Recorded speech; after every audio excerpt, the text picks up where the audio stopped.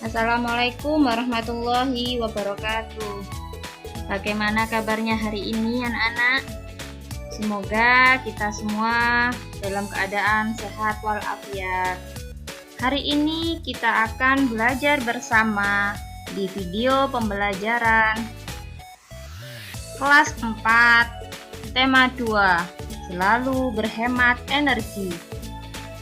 Subtema 1, sumber energi dan pembelajaran 1. Mari kita belajar dengan penuh semangat meskipun belajarnya dari rumah.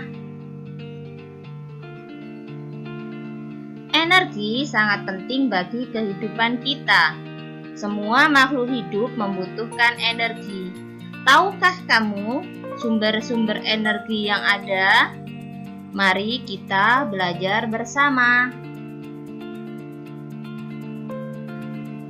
Matahari memiliki peran yang besar dalam kehidupan karena merupakan sumber energi terbesar di bumi. Panas matahari berpengaruh terhadap aktivitas manusia dan makhluk hidup lainnya di bumi.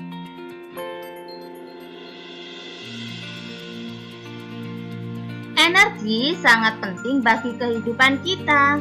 Semua makhluk hidup itu membutuhkan energi. Jadi, kalau kita tidak ada energi, maka tidak bisa melakukan aktivitas.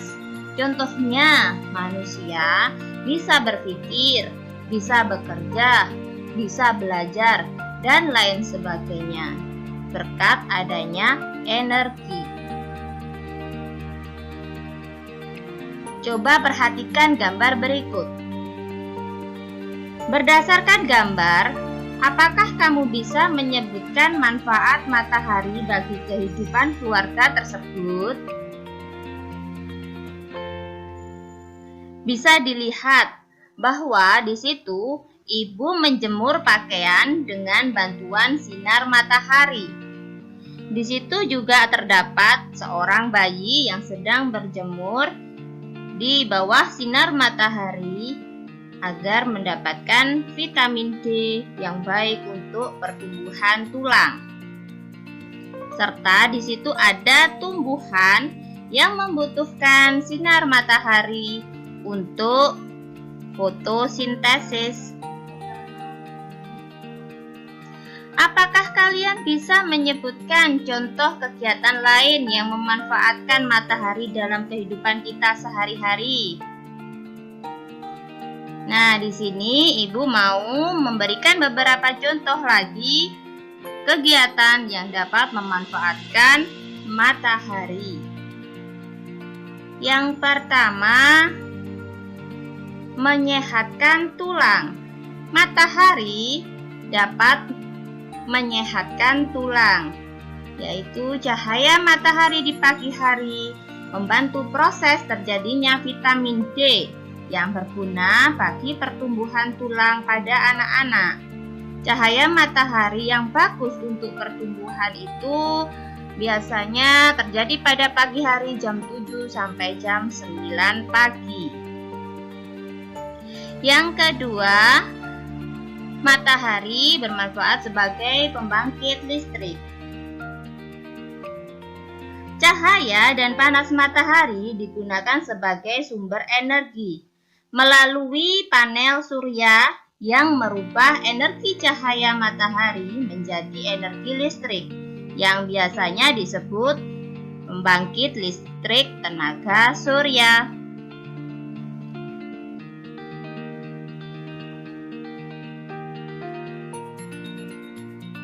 Yang berikutnya yaitu untuk pembuatan garam.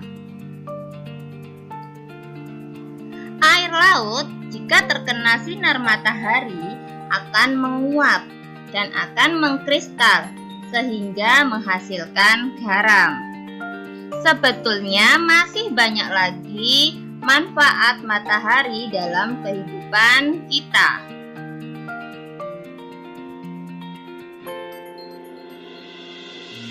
Matahari sebagai sumber energi terbesar memancarkan panas dan cahayanya ke bumi.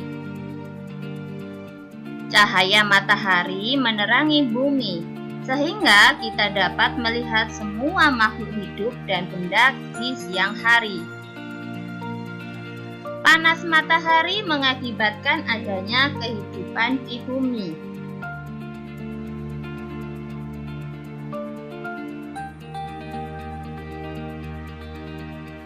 Perhatikan bacaan berikut.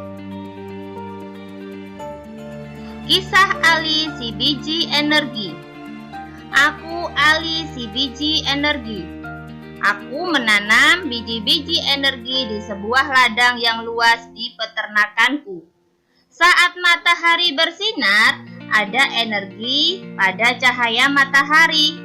Cahaya matahari membantu biji-bijiku tumbuh menjadi tanaman-tanaman yang tinggi.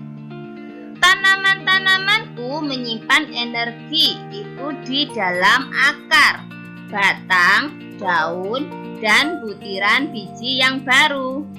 Dengan segera, aku akan tumbuh tinggi dengan daun-daun yang lebar dan biji-biji yang baru. Kamu bisa memasak dan memakan aku supaya kamu memiliki energi. Energi itu akan membantumu tumbuh, bergerak, dan berpikir. Aku juga memberi makanan hewan-hewan ternak dengan beberapa bagian dari tubuhku, sehingga mereka tumbuh besar dan sehat. Dari bacaan tersebut, mengisahkan sebuah tanaman. Tanaman apakah itu? Ya, benar sekali. Tanaman jagung. Tumbuhan jagung ini memerlukan sinar matahari, memerlukan cahaya matahari untuk membantu biji-biji tumbuh-tumbuhan ini menjadi tinggi. Lalu, tanaman-tanaman tadi yang dibantu matahari melakukan proses fotosintesis dan mampu memasak makanan mereka sendiri di daun. Saat mereka menyimpan energi itu, ada yang menyimpannya di akar, daun, batang, dan butiran bijinya. Dan dari akar, daun, batang, dan butiran biji tadi bisa dikonsumsi manusia ataupun hewan untuk memberikan energi supaya manusia bisa tumbuh, bergerak, dan manusia juga bisa berpikir karena memiliki energi yang berasal dari tumbuhan tadi. Begitu juga hewan. Ketika memakan, hewan tersebut memakan daun-daunan ataupun batang dari tumbuhan jagung, maka hewan tersebut akan tumbuh besar dan sehat.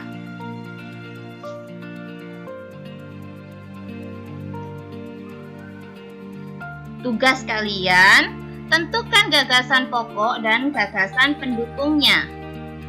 Untuk menentukan gagasan pokok dan gagasan pendukung, kemarin kita sudah belajar pada tema 1.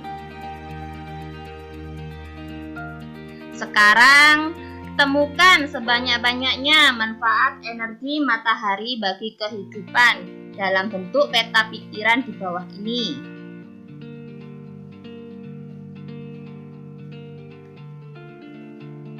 Matahari sangat berguna, bermanfaat bagi kita juga tumbuhan. Kalau bagi tumbuhan, membantu proses fotosintesis.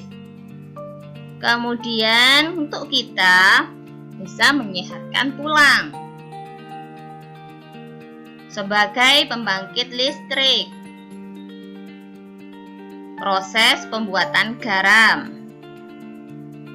menerangi bumi, mengeringkan pakaian, bisa juga mengeringkan ikan.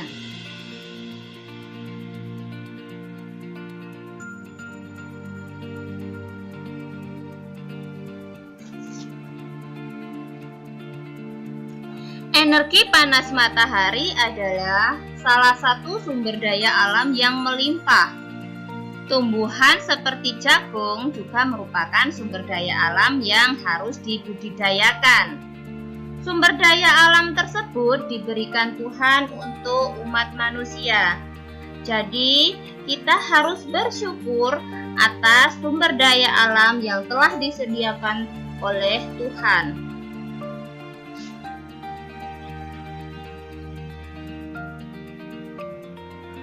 Sebagai sumber daya alam, jagung banyak dimanfaatkan oleh penduduk Indonesia.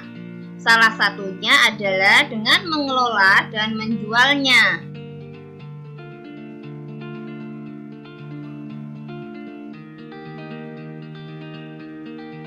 Amati gambar berikut. Apakah kalian pernah makan jagung bakar? Pasti enak ya rasanya. Ini adalah salah satu cara mengelola sumber daya alam jagung.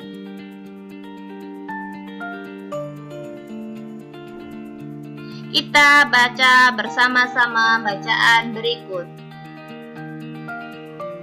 Indonesia memiliki sumber daya alam berlimpah. Disebut sumber daya alam karena berasalnya dari alam. Penduduk Indonesia dapat menikmati sumber daya alam tersebut untuk memenuhi kebutuhannya. Laut Indonesia terkenal karena ikannya. Lahan yang subur menghasilkan padi, jagung, serta tumbuhan lainnya yang sangat berguna bagi penduduk. Gas bumi, minyak, serta logam banyak memberikan manfaat bagi manusia. Sumber daya alam terbagi menjadi dua. Sumber daya alam yang dapat diperbarui dan sumber daya alam yang tidak dapat diperbarui. Sebagai anak Indonesia, kamu harus tahu apa yang termasuk ke dalam keduanya. Dan apa dampaknya apabila kita kekurangan keduanya? Penggunaan sumber daya alam berlebihan akan mempengaruhi kehidupan manusia. Kita harus menghemat penggunaannya. Sumber daya alam yang dapat diperbarui di sini misalnya tumbuhan, hewan, sinar matahari, angin, dan air. Sumber tersebut termasuk kelompok sumber daya alam yang dapat diperbarui karena terus tersedia dan dapat kita kelola untuk kita perbanyak jumlahnya. Jumlah sumber daya alam ini sangat berlimpah. Agar sumber daya alam ini tetap tersedia, kita harus menggunakan dengan bijak dan melestarikannya. Sumber daya alam ini sangat penting untuk dijaga keberadaannya.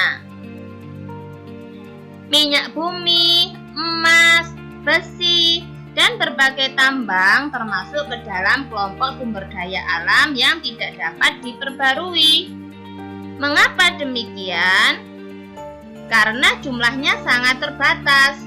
Untuk menghasilkan minyak bumi diperlukan waktu yang sangat lama. Oleh sebab itu, kita harus hemat menggunakan sumber daya alam ini. Dari bacaan tersebut, Ibu bisa menyimpulkan sebagai berikut.